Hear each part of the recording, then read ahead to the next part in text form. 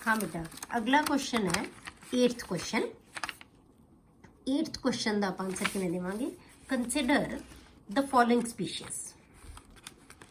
ठीक है, consider the following species N3 negative, O2 negative, F negative, Na positive, Mg2 positive and Al3 positive. What is common in them? इन्हां सारियां दे विच common की चीज़ है? जे तुहानूं एकदम, जे तुहानूं कन्फिगरेशन 30 तक याद है ना, तो एकदम ध्यान आएगा तुहानूं कि ये जिहड़े मैंबर्स है सारे लगातार चल रहे हैं।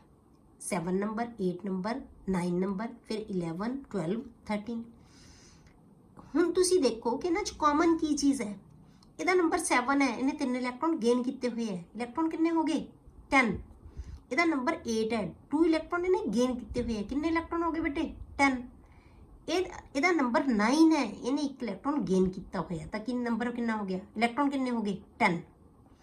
इहदा नंबर 11 है, इन्हें इलैक्ट्रॉन 1 लूज किया हुआ है। कितने इलैक्ट्रॉन है? 10। ठीक है, इहदा नंबर 12 है, इन्हें 2 इलैक्ट्रॉन लूज किए हुए हैं। कितने इलैक्ट्रॉन आ गए? 10। इहदा नंबर 13 है, इन्हें कितने इलैक्ट्रॉन लूज किए हुए हैं? 3। तो ये भी इलैक्ट्रॉन कितने रह गए? 10। इहदा मतलब these are isoelectronic species. सारियां की है ये? आइसो इलैक्ट्रॉन, क्योंकि number of electrons are same. इन्हां दे विच नंबर ऑफ इलैक्ट्रॉन्स की है? सेम है। इस करके इन्हां नूं आपां आइसो इलैक्ट्रॉनिक स्पीशीज कहांगे। ठीक है, तो ये पहले क्वेश्चन का आंसर हो गया। These are isoelectronic species because they all have 10 electrons. सारे कोल कितने इलैक्ट्रॉन है? 10 इलैक्ट्रॉन्स है। क्लियर? हम दूसरा क्वेश्चन की है बेटे दा, arrange them in order of increasing radii. हुण आपां इन्हां नूं इनक्रीजिंग रेडियाई दे विच अरेंज करना है। हुण ओह किवें करांगे आपां? जदों भी आपां पिछे लैक्चर दे विच पढ़िया सी बेटे कि जिहड़ियां आइसो इलैक्ट्रॉनिक स्पीशीज हुंदियां ना, उन्हां दा साइज़ है जिहड़ा, जिन्ना पॉजिटिव चार्ज ज़्यादा होएगा ਉਹਦਾ ਸਾਈਜ਼ ਉਨਾ ਛੋਟਾ ਹੋਏਗਾ, ਜਿੰਨਾ ਉਹਨਾਂ ਦੇ ਵਿੱਚ ਨੈਗੇਟਿਵ ਚਾਰਜ ਜ਼ਿਆਦਾ ਹੋਏਗਾ ਉਹਦਾ ਸਾਈਜ਼ ਉਨਾ ਵੱਡਾ ਹੋਏਗਾ, ਕਿਉਂਕਿ ਇਲੈਕਟ੍ਰੋਨ ਦਾ ਨੰਬਰ ਸਾਰਿਆਂ 'ਚ ਕੀ ਹੈ? ਸੇਮ ਹੈ। ਇਹ ਆਈਸੋ ਇਲੈਕਟ੍ਰੋਨਿਕ ਸਪੀਸ਼ੀਜ਼ ਵਾਸਤੇ ਹੀ ਹੈ ਬੇਟੇ, ਯਾਦ ਰੱਖਣੀ ਹੈ ਚੀਜ਼। For iso, only for isoelectronic species. ਤਾਂ ਜਿੰਨਾ ਚਾਰਜ ਪੋਜ਼ਿਟਿਵ ਜ਼ਿਆਦਾ ਹੋਏਗਾ ਸਾਈਜ਼ ਉਨਾ ਛੋਟਾ ਹੋਏਗਾ, ਜਿੰਨਾ ਨੈਗੇਟਿਵ ਚਾਰਜ ਜ਼ਿਆਦਾ ਹੋਏਗਾ ਉਨਾ ਸਾਈਜ਼ ਉਹਦਾ ਵੱਡਾ ਹੋਏਗਾ। तो यदा मतलब की होया बेटे? तो सब तो छोटा साइज किहड़ा होया इहदे विच? Al3 positive. थानू क्या इनक्रीजिंग, तो उस तो वड्डा किहदा? इहदे नालों वड्डा साइज किहदा बेटे? उस तो बाद की आएगा? Mg2 positive. फिर की आएगा? Na positive. फिर उस तो वड्डा किहदा? F1 नैगेटिव है। फिर की आएगा? O2 नैगेटिव है। फिर आएगा N3 नैगेटिव। मतलब जिन्ना पॉजिटिव चार्ज ज़्यादा है उस स्पीशीज़ का साइज, उस आयन का साइज उन्ना छोटा होएगा। जिन्ना चार्ज घटता गया पॉजिटिव चार्ज, साइज बढ़ता गया। फिर नैगेटिव चार्ज आ गया, जिन्ना नैगेटिव वधी जाएगा साइज उन्ना वधी जाएगा। ये तो बहुत ईजी जी गल होती है बेटे, आइसो इलैक्ट्रॉनिक स्पीशीज़ वास्ते ही याद रखना है। ठीक है, तो ये भुलनी नहीं, छोटिया छोटिया गल्लां होंदियां बेटे, जिन्हां नूं याद रखो तो तुसीं बहुत ईजीली क्वेश्चन के आंसर दे सकते हो। ठीक है, तो आप पढ़िया भी सी, मैं उत्थे तुहानूं बहुत डिटेल दसी भी सी, उत्थे क्वेश्चन भी कराया सी मैं इहदे नाल रिलेटेड तुहानूं, जिथे आपां टॉपिक डिस्कस कीता सी। ठीक है, तो आइसो इलैक्ट्रॉनिक स्पीशीज़ च याद रखो हमेशा, जिन्ना नैगेटिव चार्ज ज़्यादा उन्ना साइज वड्डा, जिन्ना पॉजिटिव चार्ज ज़्यादा उन्ना साइज छोटा। क्लियर? अगे बेटे आप देखते हैं 9th question. Explain why are cations smaller and anions larger in radii than their parent atom. अपनी एटम नालों बेटे जिहड़ा कैटोआयन है उसका साइज हमेशा छोटा होंदा है, तो जिहड़ा एनोआयन है उसका साइज हमेशा वड्डा होंदा है। ये आप बहुत डिटेल च तुहानूं मैं क्वेश्चन भी कराया सी उत्थे जदों आपां टॉपिक डिस्कस कीता सी। तो आपां कैटोआयन का साइज हमेशा बेटे क्यों लैंदे आ? 9th क्वेश्चन दे विच आपां कैटोआयन का साइज आपां की किया है? हमेशा वड्डा हुंदा है। कैटोआयन किवें बनदा है बेटे? By the loss of electron, by loss of electron. J electron loss कर दिए, लूज कर दिए स्पीशीज़ कोई, तो वो कैटोआयन बनाता है। तो जो कैटोआयन इलैक्ट्रॉन का लॉस होएगा ना बेटे, तो वह इफेक्टिव न्यूक्लीयर चार्ज हमेशा की होंदा है? इनक्रीज होता है। तो आप की कहांगे? Effective nuclear charge. Effective nuclear charge increases. ਜਦੋਂ ਸਪੀਸ਼ੀਜ਼ ਇਲੈਕਟ੍ਰੋਨ ਲੂਜ਼ ਕਰਦੀ ਹੈ ਤਾਂ ਉਹਦਾ ਇਫੈਕਟਿਵ ਨਿਊਕਲੀਅਰ ਚਾਰਜ ਹੈ ਜਿਹੜਾ ਉਹ ਇਨਕਰੀਜ਼ ਹੋ ਜਾਂਦਾ ਹੈ। ਜਿਵੇਂ ਆਪਾਂ ਕੀ ਕਿਹਾ ਸੀ, ਆਪਾਂ ਲਿਆ Na, ਇਹਦੇ ਕੋਲ ਕੀ ਕਨਫੀਗੂਰੇਸ਼ਨ ਹੈ ਇਹਦੀ ਬੇਟੇ, ਪਹਿਲੇ ਸ਼ੈਲ 'ਚ 2 ਹੈ, ਫਿਰ 8 ਹੈ, ਫਿਰ 1 ਹੈ, 1s2 2s2 2p6, ਠੀਕ ਹੈ। ਇਹ ਸ਼ੈਲ ਪੂਰਾ ਹੋ ਗਿਆ। ਸੈਕੰਡ ਆਪਾਂ ਇਦਾਂ ਵੀ ਲਿਖ ਸਕਦੇ ਹਾਂ ਨਾ ਇਹਨੂੰ, ਇਹ ਪਹਿਲੇ ਸ਼ੈਲ 'ਚ 2 ਹੀ ਹੈ, 1s2 ਆ ਗਿਆ, ਫਿਰ ਇੱਥੇ ਕੀ ਆ ਗਏ 8 ਆ ਗਏ, 1s2 and 2s2 and 2p6 ਹੋ ਗਏ, ਫਿਰ 3s1 ਆ ਗਿਆ ਤਾਂ 1 ਆ ਗਿਆ, ਠੀਕ ਹੈ। ਇਹਨੇ ਕੀ ਕੀਤਾ, ਇਲੈਕਟ੍ਰੋਨ ਇੱਕ ਲੂਜ਼ ਕਰਤਾ, ਠੀਕ ਹੈ, ਇੱਕ ਇਲੈਕਟ੍ਰੋਨ ਛੱਡਤਾ ਤਾਂ ਕੀ ਬਣ ਗਿਆ, Na ਪੋਜ਼ਿਟਿਵ ਬਣ ਗਿਆ। ਇਹਦੀ ਕਨਫੀਗੂਰੇਸ਼ਨ ਕੀ ਰਹੇਗੀ ਬੇਟੇ, 2 8 1s2 2s2 ਐਂਡ 2p6, ਇੱਕ ਸ਼ੈਲ ਖਤਮ ਹੋ ਗਿਆ ਇੱਥੇ ਤਾਂ ਸਾਈਜ਼ ਕੀ ਹੋ ਗਿਆ ਛੋਟਾ। ਇੱਥੇ 3 ਸ਼ੈਲ ਸੀ, ਇੱਥੇ ਕਿੰਨੇ ਰਹਿ ਗਏ 2, ਤੇ ਰੇਡੀਅਸ ਤਾਂ ਘਟੇਗਾ ਹੀ ਘਟੇਗਾ, ਠੀਕ ਹੈ, ਘਟੇਗਾ ਹੀ ਘਟੇਗਾ। ਪਹਿਲਾਂ ਤੁਹਾਡੇ ਕੋਲੇ 3 ਸ਼ੈਲ ਸੀ, ਹੁਣ ਉਹਦਾ ਆਹ ਸ਼ੈਲ ਖਤਮ ਹੋ ਗਿਆ, ਸਾਈਜ਼ ਛੋਟਾ ਹੋ ਗਿਆ। ਆਪਾਂ ਇੱਥੋਂ ਤੱਕ ਲੈਣਾ, ਪਹਿਲਾਂ ਅਸੀਂ ਇੱਥੋਂ ਤੱਕ ਲੈ ਰਹੇ ਸੀ ਤਾਂ ਸਾਈਜ਼ ਕੀ ਹੋ ਗਿਆ, ਡਿਕਰੀਜ਼ ਹੋ ਗਿਆ। ਇੱਕ ਤਾਂ ਇਹ ਚੀਜ਼ ਕਹਿ ਸਕਦੇ ਹਾਂ ਆਪਾਂ। ਦੂਸਰੀ ਚੀਜ਼ ਕੀ ਹੈ, ਇਫੈਕਟਿਵ ਨਿਊਕਲੀਅਰ ਚਾਰਜ ਵੱਧ ਗਿਆ। ਇੱਥੇ ਪ੍ਰੋਟੋਨ ਕਿੰਨੇ ਸੀ 11, ਇਲੈਕਟ੍ਰੋਨ ਕਿੰਨੇ ਸੀ 11, ਇੱਥੇ ਪ੍ਰੋਟੋਨ ਕਿੰਨੇ ਹੈ 11, ਪਰ ਇਲੈਕਟ੍ਰੋਨ ਕਿੰਨੇ ਰਹਿ ਗਏ 10। ਇਫੈਕਟਿਵ ਨਿਊਕਲੀਅਰ ਚਾਰਜ ਵੱਧ ਗਿਆ, ਮਤਲਬ ਕਿ ਇਹਨੂੰ ਖਿੱਚਣ ਵਾਲਾ ਚਾਰਜ ਵੱਧ ਗਿਆ। ਹੁਣ 11 ਪੋਜ਼ਿਟਿਵ ਚਾਰजेस ਨੇ ਬੇਟੇ 10 ਨੈਗੇਟਿਵ ਚਾਰजेस ਨੂੰ ਅਟਰੈਕਟ ਕਰਨਾ, ਇਹਨੂੰ ਕਹਿੰਦੇ ਅਸੀਂ ਇਫੈਕਟਿਵ ਨਿਊਕਲੀਅਰ ਚਾਰਜ। ਇਹਦਾ ਇਫੈਕਟਿਵ ਨਿਊਕਲੀਅਰ ਚਾਰਜ ਕੀ ਹੈ, ਸੇਮ ਹੀ ਹੈ, ਇਹ ਤਾਂ ਸੇਮ ਹੀ, ਉਹਨੇ ਇਲੈਕਟ੍ਰੋਨ ਇਹਨੇ ਪ੍ਰੋਟੋਨ ਹੈ, ਪਰ ਇੱਥੇ ਕੀ ਹੋ ਗਿਆ, ਵੱਧ ਗਿਆ ਇਹਦਾ ਇਫੈਕਟ ਵੱਧ ਗਿਆ ਇਹਨੂੰ ਖਿੱਚਣ ਦਾ, ਇਹਨੂੰ ਅਸੀਂ ਕਹਿੰਦੇ ਇਫੈਕਟਿਵ ਨਿਊਕਲੀਅਰ ਚਾਰਜ। ਤਾਂ ਜਦੋਂ ਵੀ ਕੈਟਾਇਨ ਦਾ ਜਿਹੜਾ ਜਦੋਂ ਕੈਟਾਇਨ ਬਣੇਗਾ ਤਾਂ ਉਦੋਂ ਹਮੇਸ਼ਾ ਇਫੈਕਟਿਵ ਨਿਊਕਲੀਅਰ ਚਾਰਜ ਵੱਧਦਾ ਹੈ, ਤਾਂ ਉਸ ਕਰਕੇ ਇਲੈਕਟ੍ਰੋਨ ਜਿਹੜਾ ਸਾਈਜ਼ ਹੈ ਉਹ ਛੋਟਾ ਹੁੰਦਾ ਹੈ। ਪਰ ਐਨੋਇਨ 'ਚ ਕੀ ਹੁੰਦਾ ਬੇਟੇ, ਉਲਟ ਹੋ ਜਾਂਦਾ ਹੈ। ਐਨੋਇਨ ਹੈ, ਜਿਵੇਂ ਆਪਾਂ ਲਵਾਂਗੇ, ਜਿਵੇਂ ਸਪੋਜ਼ ਕਰੋ ਆਪਾਂ ਕਲੋਰੀਨ ਲੈ ਲਿਆ, ਕਲੋਰੀਨ ਦੇ ਤੋਂ ਆਪਾਂ ਇਹਨੇ ਇੱਕ ਇਲੈਕਟ੍ਰੋਨ ਗੇਨ ਕਰ ਲਿਆ, ਠੀਕ ਹੈ, ਤਾਂ ਕੀ ਬਣਾ ਲਿਆ Cl ਨੈਗੇਟਿਵ। ਇਹਦੀ ਕਨਫੀਗੂਰੇਸ਼ਨ ਲਿਖੀ ਆਪਾਂ ਤਾਂ ਕੀ ਹੁੰਦੀ ਹੈ 17 ਨੰਬਰ ਹੁੰਦਾ ਹੈ, ਜਿਵੇਂ ਦਾ 11 ਸੀ ਇਹਦਾ ਕਿੰਨਾ 17 ਨੰਬਰ ਹੈ, ਤਾਂ ਆਪਾਂ ਕੀ ਲਿਖਾਂਗੇ 2 8 10 ਹੋ ਗਏ, ਬਾਕੀ ਕੀ ਰਹਿ ਗਏ 7। ਆਪਾਂ ਕੀ ਲਿਖਾਂਗੇ 1s2 2s2 and 2p6 3s2 and 3p5, ਠੀਕ ਹੈ। ਤਾਂ ਕੀ ਆ ਸਕਦਾ 1s2 2s2 2p6 3s2 and 3p5, ਆ ਕਨਫੀਗੂਰੇਸ਼ਨ ਹੈ। ਇਹਨੇ ਇੱਕ ਇਲੈਕਟ੍ਰੋਨ ਗੇਨ ਕਰ ਲਿਆ ਤਾਂ ਕਨਫੀਗੂਰੇਸ਼ਨ ਕੀ ਬਣ ਗਈ ਬੇਟੇ 2 8 8। ਮਤਲਬ ਕੀ ਹੈ, ਪ੍ਰੋਟੋਨ ਕਿੰਨੇ ਸੀ ਇੱਥੇ 17, ਇਲੈਕਟ੍ਰੋਨ ਕਿੰਨੇ ਸੀ 17, ਇੱਥੇ ਪ੍ਰੋਟੋਨ ਕਿੰਨੇ ਹੈ ਹੁਣ ਵੀ 17, ਪਰ ਇਲੈਕਟ੍ਰੋਨ ਕਿੰਨੇ ਹੋ ਗਏ ਬੇਟੇ 18। ਮਤਲਬ ਕੀ ਹੈ, ਇਫੈਕਟਿਵ ਨਿਊਕਲੀਅਰ ਚਾਰਜ ਘਟ ਗਿਆ, ਕਿਉਂਕਿ 17 ਪੋਜ਼ਿਟਿਵ ਚਾਰजेस ਨੇ 18 ਨੈਗੇਟਿਵ ਚਾਰजेस ਨੂੰ ਅਟਰੈਕਟ ਕਰਨਾ ਹੈ। ਤਾਂ ਇਹ ਇਫੈਕਟਿਵ ਨਿਊਕਲੀਅਰ ਚਾਰਜ ਹਮੇਸ਼ਾ ਐਨੋਇਨ 'ਚ ਘਟ ਜਾਂਦਾ ਹੈ, ਇਸ ਕਰਕੇ ਸਾਈਜ਼ ਵੱਡਾ ਹੋ ਜਾਂਦਾ ਹੈ। ਪਰ ਇੱਥੇ ਇਫੈਕਟਿਵ ਨਿਊਕਲੀਅਰ ਚਾਰਜ ਹਮੇਸ਼ਾ ਵੱਧ ਜਾਂਦਾ ਹੈ, ਇਸ ਕਰਕੇ ਸਾਈਜ਼ ਛੋਟਾ ਹੋ ਜਾਂਦਾ ਹੈ, ਠੀਕ ਹੈ। ਤਾਂ ਜਿਵੇਂ ਮਰਜ਼ੀ ਤੁਸੀਂ ਆਨਸਰ ਇਹਨੂੰ ਕਰ ਸਕਦੇ ਹੋ। ਕਲੀਅਰ। ਲਾਸਟ ਕੁਐਸਚਨ ਬੇਟੇ ਤੁਹਾਡਾ ਇਹਦਾ, assign position of the element having outer electronic configuration। पहली है 1s2 ना सॉरी ns2 एंड np4 ਤੇ n ਦੀ ਵੈਲਿਊ ਤੁਹਾਨੂੰ ਦੇਤੀ 3। ਇਹਦਾ ਮਤਲਬ ਕੀ ਦੇਤਾ ਬੇਟੇ ਤੁਹਾਨੂੰ, ਪੀਰੀਅਡ ਦੇਤਾ n = 3, ਇਹਦਾ ਮਤਲਬ ਥਰਡ ਪੀਰੀਅਡ ਦਾ ਐਲੀਮੈਂਟ ਹੈ। ਬਲੌਕ ਕਿਹੜਾ ਹੈ, ਸਾਫ ਸਾਡੇ ਕੋਲੇ ਲਿਖਿਆ ਪਿਆ p ਹੈ, ਤਾਂ p ਦਾ ਅਸੀਂ ਕੀ ਕੱਢਾਂਗੇ, ਗਰੁੱਪ ਨੰਬਰ ਦੱਸ ਸਕਦੇ ਹਾਂ। ਗਰੁੱਪ ਨੰਬਰ ਅਸੀਂ ਡਿਟੈਕਟ ਕਰ ਲਾਂਗੇ, ਤਾਂ ਕਿਵੇਂ ਕੱਢਾਂਗੇ ਆਪਾਂ ਇਹਦਾ ਗਰੁੱਪ, ਕਿਵੇਂ ਕੱਢਾਂਗੇ ਆਪਾਂ 10 plus number of ns electrons plus number of np electrons.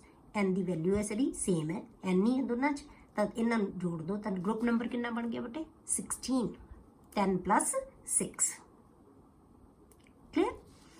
ਜਾਂ ਤੁਸੀਂ ਇਹਦਾ ਐਲੀਮੈਂਟ ਵੀ ਦੱਸ ਸਕਦੇ ਹੋ ਵੀ ਐਲੀਮੈਂਟ ਕਿਹੜਾ ਹੈ, ਤਾਂ ਆਪਾਂ ਇੱਥੇ ਜਿਹੜਾ ਤੁਸੀਂ ਆਨਸਰ ਲਿਖੋਗੇ ਤਾਂ ਕੀ ਲਿਖੋਗੇ, ਇਹਨੂੰ ਕੀ ਕਹੋਗੇ ਤੁਸੀਂ, ਜਿਹੜਾ ਪੀਰੀਅਡ ਹੈ ਇਹਦਾ 10th ਕੁਐਸਚਨ ਦੇ ਵਿੱਚ ਪੀਰੀਅਡ ਕੀ ਆ ਗਿਆ ਬੇਟੇ, ਇਹ ਗਿਵਨ ਹੈ ਥਰਡ, ਠੀਕ ਹੈ। ਬਲੌਕ ਹੈ ਜਿਹੜਾ ਉਹਦਾ ਕੀ ਹੈ ਬੇਟੇ p ਹੈ, ਕਿਉਂਕਿ ਲਾਸਟ ਇਲੈਕਟ੍ਰੋਨ ਅਸੀਂ ਕਿੱਥੇ ਫਿਲ ਕਰ ਰਹੇ ਹਾਂ, ਲਾਸਟ ਇਲੈਕਟ੍ਰੋਨ ਕਿੱਥੇ ਜਾ ਰਿਹਾ ਬੇਟੇ p4 'ਚ, p 'ਚ ਜਾ ਰਿਹਾ, ਤਾਂ ਇਹਦਾ ਮਤਲਬ ਬਲੌਕ ਕਿਹੜਾ ਇਹਦਾ p ਹੈ। ਤਾਂ ਗਰੁੱਪ ਕਿਵੇਂ ਕੱਢਾਂਗੇ ਆਪਾਂ, ਗਰੁੱਪ ਕੀ ਆਏਗਾ ਇਹਦਾ, ਗਰੁੱਪ ਕਿੰਨਾ ਆਏਗਾ, ਨੰਬਰ ਆਫ NL ਆਪਾਂ ਪਹਿਲਾਂ ਵੀ ਦੱਸਿਆ ਸੀ ਕੀ ਆਏਗਾ, ਇਹਦਾ ਗਰੁੱਪ ਦੱਸਣਾ ਹੈ ਤਾਂ 10 plus number of NS electrons, ਠੀਕ ਹੈ, plus number of NP electrons. ਤਾਂ ਇਹਨਾਂ ਨੂੰ ਜੋੜ ਦਿਓ 10 + 2 + 4 = 16 16 ਆ ਗਿਆ। ਹੁਣ ਤੁਸੀਂ ਕੀ ਬਟਾ ਹੁਣ ਜੇ ਤੁਸੀਂ ਐਲੀਮੈਂਟ ਡਿਟੈਕਟ ਕਰ ਸਕਦੇ ਹੋ, ਜੇ ਤੁਹਾਨੂੰ ਆਏ ਪੁੱਛ ਲਿਆ ਜਾਵੇ ਕਿ ਐਲੀਮੈਂਟ ਦੱਸੋ ਕਿਹੜਾ ਹੈ, ਫਿਰ ਤੁਸੀਂ ਕੀ ਕਰੋਗੇ ਬੇਟੇ। ਹੁਣ ਤੁਸੀਂ ਇਸ ਕਨਫੀਗੂਰੇਸ਼ਨ ਦੇ ਵਿੱਚ ਨਾ ਜਿਹੜੀ ਤੁਹਾਨੂੰ ਕਨਫੀਗੂਰੇਸ਼ਨ ਗਿਵਨ ਹੈ NS2 ਐਂਡ NP4 ਤਾਂ n = 3 n ਦੀ ਵੈਲਿਊ ਪੁੱਟ ਕਰ ਦਿਓ ਤਾਂ ਵੈਲੈਂਸ ਸ਼ੈਲ ਕਰ ਇੱਥੋਂ ਤੱਕ ਕਨਫੀਗੂਰੇਸ਼ਨ ਲਿਖੋ।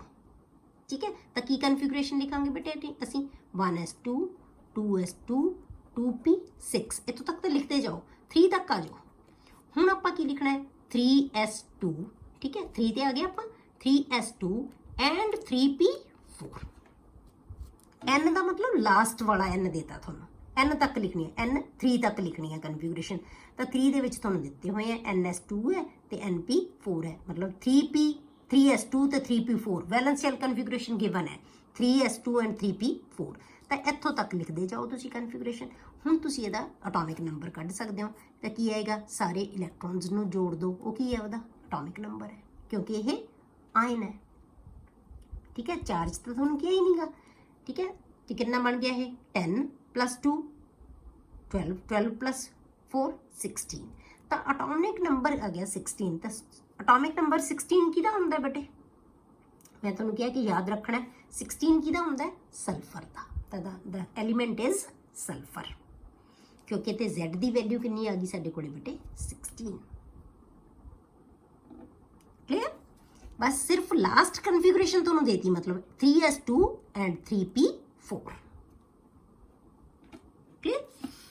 ਹੁਣ ਅਗਲਾ ਦੇਖੋ ਸੈਕੰਡ, ਇਹ ਫਸਟ ਦਾ ਆ ਗਿਆ।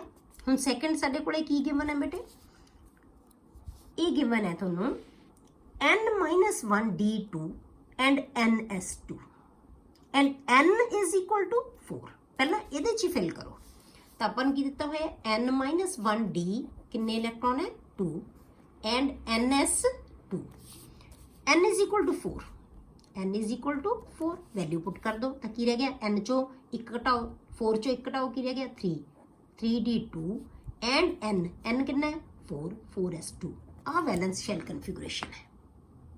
ਠੀਕ ਹੈ, ਇਹ ਵੈਲੈਂਸ ਸ਼ੈਲ ਕਨਫੀਗੂਰੇਸ਼ਨ ਹੀ ਬਣ ਗਈ ਨਾ, ਇਹ ਬਣ ਗਈ। ਠੀਕ ਹੈ, ਤਾਂ ਹੁਣ ਤੁਸੀਂ ਇਹਦਾ ਪੀਰੀਅਡ ਤਾਂ ਤੁਹਾਨੂੰ ਕਲੀਅਰ ਹੈ, ਪੀਰੀਅਡ ਕਿਹੜਾ ਹੈ 4th ਹੈ। ਠੀਕ ਹੈ 4th ਹੈ, ਇਹ ਗਿਵਨ ਹੈ n ਦੀ ਵੈਲਿਊ ਗਿਵਨ ਹੈ। ਬਲੌਕ ਕਿਹੜਾ ਹੈ ਬੇਟੇ, ਇਹਦਾ ਬਲੌਕ ਕਿਹੜਾ ਹੈ ਲਾਸਟ ਇਲੈਕਟ੍ਰੋਨ ਅਸੀਂ ਕਿੱਥੇ ਫਿਲ ਕਰ ਰਹੇ ਹਾਂ d 'ਚ 4s 'ਚ ਤਾਂ ਪਹਿਲਾਂ ਵੀ ਇਲੈਕਟ੍ਰੋਨ ਜਾਣਗੇ ਫਿਰ ਅਸੀਂ ਇਲੈਕਟ੍ਰੋਨ ਕਿੱਥੇ ਜਾਂਦੇ ਆ ਭੇਜਦੇ ਆ 3s 'ਚ 3d 'ਚ 3d1 3d2 3d3 3d4 ਠੀਕ ਹੈ ਇਦਾਂ ਸਾਰੇ ਇਲੈਕਟ੍ਰੋਨ ਜਾਈ ਜਾਣਗੇ। ਤਾਂ ਬਲੌਕ ਕਿਹੜਾ ਹੋ ਗਿਆ ਬੇਟੇ ਇਹਦਾ d। ਹੁਣ ਆਪਾਂ ਗਰੁੱਪ ਕੱਢਾਂਗੇ, ਗਰੁੱਪ ਕਿਵੇਂ ਕੱਢਦੇ ਆ d 'ਚ number of n-1 d electrons plus ns electron ਤਾਂ ਕਿੰਨਾ ਬਣ ਗਿਆ 4 ਗਰੁੱਪ ਆ ਗਿਆ 4th। ਹੁਣ ਤੁਸੀਂ ਇਹਦਾ ਐਲੀਮੈਂਟ ਦੱਸੋ ਕਿਹੜਾ ਹੈ ਗਰੁੱਪ, ਇਹ ਤਾਂ ਆਪਾਂ ਚੀਜ਼ਾਂ ਦੱਸਦੀਆਂ 4th period block d and group 4। ਹੁਣ ਇਹਦਾ ਆਪਾਂ ਜਿਹੜਾ ਐਲੀਮੈਂਟ ਕਿਹੜਾ ਹੈ ਉਹ ਦੱਸਾਂਗੇ ਮਤਲਬ ਕਿ ਇਹਦਾ ਜਿਹੜਾ ਐਟੋਮਿਕ ਨੰਬਰ ਦੱਸਾਂਗੇ। ਇਸ ਕਨਫੀਗੂਰੇਸ਼ਨ ਨੂੰ ਅੱਗੋਂ ਪੂਰੀ ਕਰ ਲਓ, ਸ਼ੁਰੂ ਤੋਂ ਲਿਖ ਦਿਓ ਇੱਥੋਂ ਤੱਕ, ਇਹ ਲਾਸਟ ਹੈ ਤਾਂ ਇਹ ਲਾਸਟ ਕਨਫੀਗੂਰੇਸ਼ਨ ਹੈ, ਇਹਨੂੰ ਸ਼ੁਰੂ ਤੋਂ ਲਿਖੋ ਤਾਂ ਕੀ ਆਏਗੀ 1s2 2s2 2p6 3s2 3p6 and ਉਸ ਤੋਂ ਬਾਅਦ ਆਪਾਂ ਕੀ ਕਰਿਆ 4s1 ਪਰ 3d2 ਭਾਵੇਂ ਤੁਸੀਂ ਇੱਥੇ ਲਿਖ ਦਿਓ 4s2 ਐਂਡ 3d2 ਚਾਹੇ ਇੱਥੇ ਪਹਿਲਾਂ 3d2 4s2 ਜੋ ਮਰਜ਼ੀ ਲਿਖ ਲਓ, ਆਪਾਂ ਤਾਂ ਲਿਖਣੇ ਹੀ ਹੈ ਸਾਰੇ। ਹੁਣ ਇਹਦਾ ਨੰਬਰ ਗਿਣ ਲਓ ਕਿੰਨੇ ਹੋ ਗਏ 2 + 2 4 + 6 10 10 + 2 12 12 + 6 18 ਸਾਨੂੰ ਵੈਸੇ ਵੀ ਪਤਾ 3p ਤੱਕ ਕਿੰਨੇ 18 ਬਣ ਜਾਂਦੇ ਆ ਆਰਗਨ 18 + 2 20 20 + 2 ਨਾ 20 + 2 22 ਤਾਂ ਕਿੰਨਾ ਬਣ ਗਿਆ z = 22 ਤੇ 22z ਕਿਹਦਾ ਨੰਬਰ ਹੁੰਦਾ ਬੇਟੇ ਤੁਹਾਨੂੰ ਪਤਾ ਹੋਣਾ ਚਾਹੀਦਾ ਹੈ। ਠੀਕ ਹੈ, ਕਿਹਦਾ ਹੁੰਦਾ titanium the, the element is titanium।